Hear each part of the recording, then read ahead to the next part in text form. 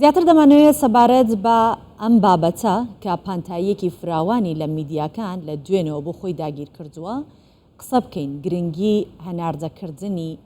نەوت دووبارە دەستپێکردنەوەی هەناردەکردنی نەوتی هەرێمی کوردستان ئەویش لە ڕێی کۆمپانیای سۆمۆوە دەمانوێت زیاتر گفتوگۆ بکەین لەم بارەوە لەگەڵ بەهرۆز جعفەر سەرۆکی پەیمانگای میدیتریانە بۆ لێکۆڵینەوەی هەرێمایەتی ئەم کاتتان باش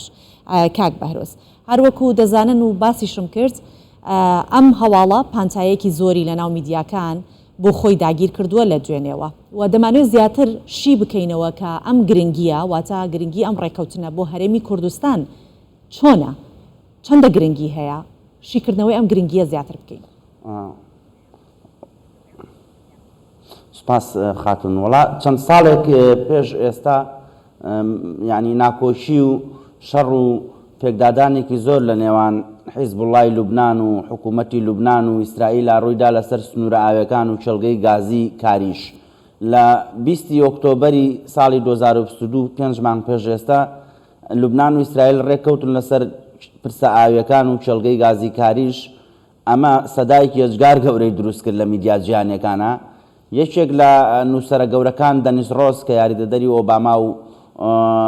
کلینتۆنیش بۆ پێشووتر لە واشنگتن ئینستیتیوت و لە پێگەی The Hill نووسی بووی کاتێک کە هەواڵێکی خۆش لە ڕۆژهەڵاتی ناوەڕاستەوە هەیە ئەبێ ئێمە لەسەری بوەستین. هەستەکەم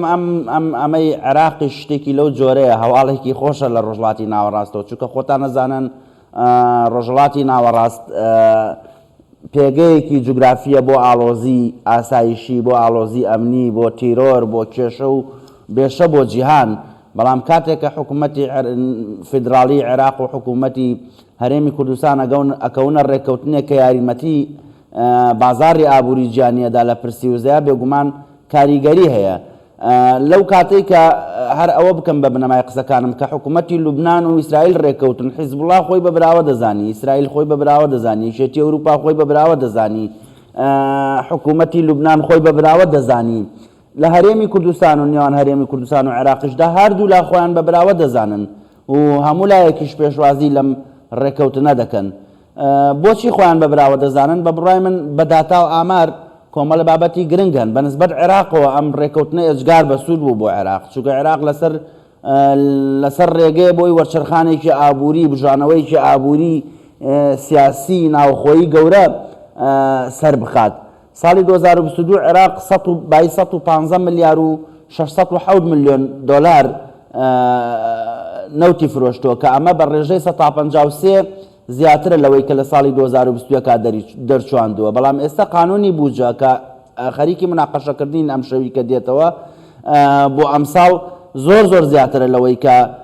باز دەکرێت بۆ ساڵی 2023 ئەگەر ساڵی 2022 115 میلیارد دلار بووە ئەم ساڵ 153 میلیارد دلار و 93 میلیۆن و 932 هزار دلارە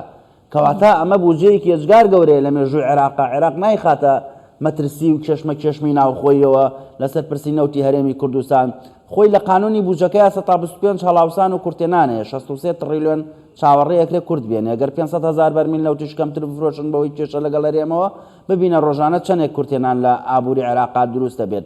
خاڵێکی تر عێراق تموحی ئەوەی هەیە ببێ بە هەبێک ببێ بە تەوەرێکی هەرێمی ئابووری بۆ نمونە سعودیە بای 100 میلیارد دلار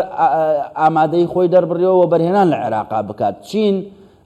بە 7 میلیارد دلار خەریکی نۆژەنکردنەوەی مینای فاوە جگەلەوەی خەریکی دروستکردنی 1000 قوتابخانەی لەسەر ئانسەری عێراقا اینجا عێراق خۆی لەگەڵ ئەڵمانیەکانە دەستی داوە بۆی گازی سوتا و باش کاک بەهرۆز ئەمەی کە جەنابەت باسی ئەەکەیت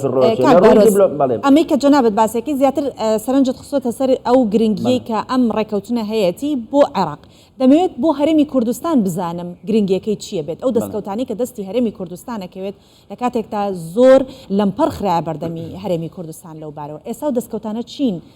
لە دوای ئەنجامدانی ئەم ڕێکەوتنە ئەو دەستکەوتانە بەدەست بخات ئایا هەرێم دەتوانێت لە دوای ئەم ڕێکەوتنەوە بازاڕێکی بەبرەوتر بۆ خۆی پەیدا بکات لە ڕووی کڕیاری نەوتەوە کە لی بکڕێت بێگومان خاتون من لە سەرەتای بەرنامەکەەوە بۆیە ئەو نمونەیەم هێنایەوە کە هەردوو لە حکوومەتی هەرێم و حکوومەتی بڵێن فێدراڵی عێراق خۆیان بە براوە دەزانن بەبێ باسکردنیەوەی کە هەرێمی کوردستان چەند سوودمەند دەبێت لەم بەرنامەیە ناڕۆشتم لە ڕووی دیبلۆماسیشەوە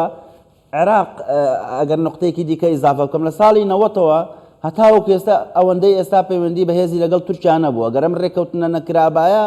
عێراق ساڵی پار لەگەڵ حکوومەتی تورکیا بای 24 میلیارد دلار ئاڵوگۆڕی بازرگانیانە بوو ئەوە لە دەسەدرا هەر لەوە شامانگێک پێش ئێستا بەڕێز سوودانی سەردانی ئەنقەرەی کردووە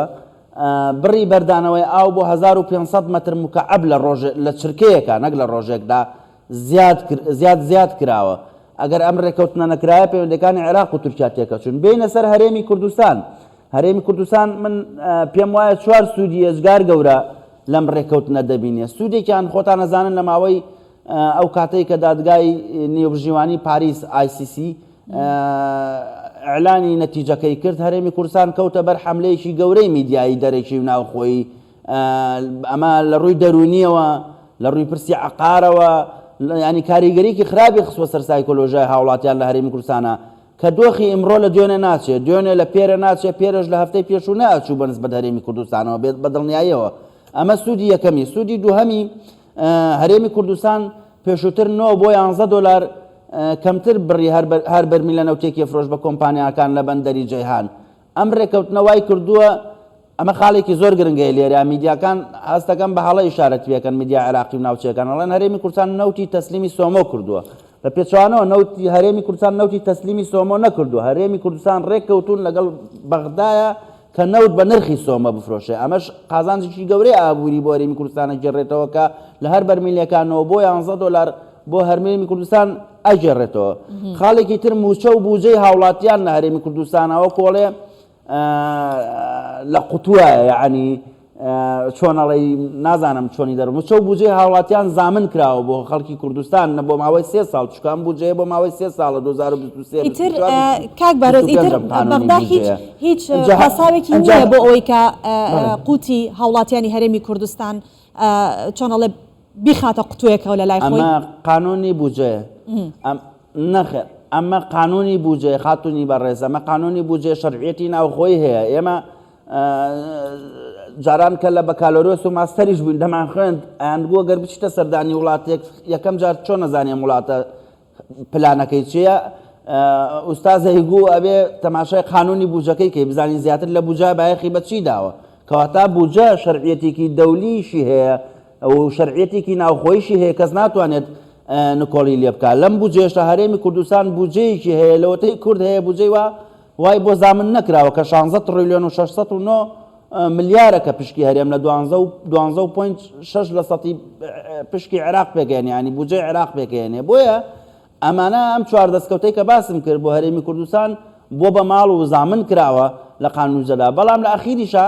شتێکی بیرمان نەچێت ئێمە لە عێراق ئاژین ئەمە عێراقە ئەگەر هەیە کودەتا ڕوو بدات ئەگەر هەیە ئاڵۆزی ناوخۆی پشێوی ناوخۆی ڕوو بدات ئەگەر هەیە مەجموعەیەک سیاسی میلیاردێر لە عێراق باشە کاک بەهرۆز لێرە پرسیارێک بێتە پێشەوە ئەگەر وا بێت ئەم ڕێکەوتنە تا ئێستا دەڵێن ڕێکەوتنێکی کاتیە ئەگەر وا بێت ئەمەی کە جەنابیش دەڵێن ئەمە عێراقە ڕەنگە شتێکی دیکە ڕوو بدات ئەمە تا چەند ئەتوانێت ببێتە بناغەیەکی کۆنکرێتی بۆ ئەوەی کە یاسای نەوت و غاز لەسەری چۆنەڵێت جێگیر بکرێت لەسەر ئەم ڕێکەوتنە جێگیر بکرێت ئەگەری ئەوەی هەیە ئەوەندەی من ئاگدارم لە بەغاش بووین ئەوەندەی من ئاگدار بم قانونی نەوت و غاز ئامادەکاری بۆ کراوە و پەلاکەن لە تێپەڕاندنی من قەناعەتم وایە لە کۆتایی ئەم ساڵی شابێت لە دوای قانونی بوجەکە تەزدیقە کرێ و یەکلایە کرێتەوە بوجە کەوێتە بە ڕووناچی یەکسەر عێراق و هەرێمی کوردستان لە ڕووی تەکنیکیەوە ئیش لەسەر دەرچواندنی قانونی نەوت و غازەکەن بەڵام من پێم وایە ئەم دەرفەتە ئەگەرچی دەرفەتێکی ێزگار گەورەیە بۆ عێراق و هەرێمی کوردستان بەڵام کاتیە ڕەشەکانیش هەرماون لەسەر عێراق ڕەشەی تیرۆر ماوە ڕەشەی گەندەڵی ماوە لەسەر عێراق ڕەشەی میلیچاکان ماون لەسەر عێراق و ئیلا ئاخری بۆیە من پێم وایە هەردوو لا ڕژدن هەرێمی کوردستان و بەغدا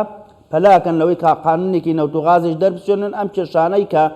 دەستور 18 ساڵە نەیتوانیەوە حەلی بکا بەوەی تەفسیر بۆ کردنی و تەنفیز نەکردنیەوە ئەم کێشانەی کە 20 ساڵە بەردەوامە وەکو ئاژانسەکان دوێنەی شارەتیان پێکرد بەڕێز سوودانی و بەڕێز سەرۆکی حکوومەت کاک مەسرور بەرزانی توانیوانە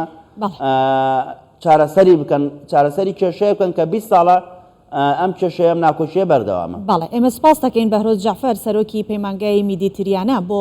لێکۆڵینەوەی هەرێمایەتی لەگەڵ مامۆستا سەبارەت باتەوەری گرنگی ڕێکەوتنی هەولێر و بەغدا گفتوگۆمان کرد و زانیاریت پێداین. سپاس دەکەین.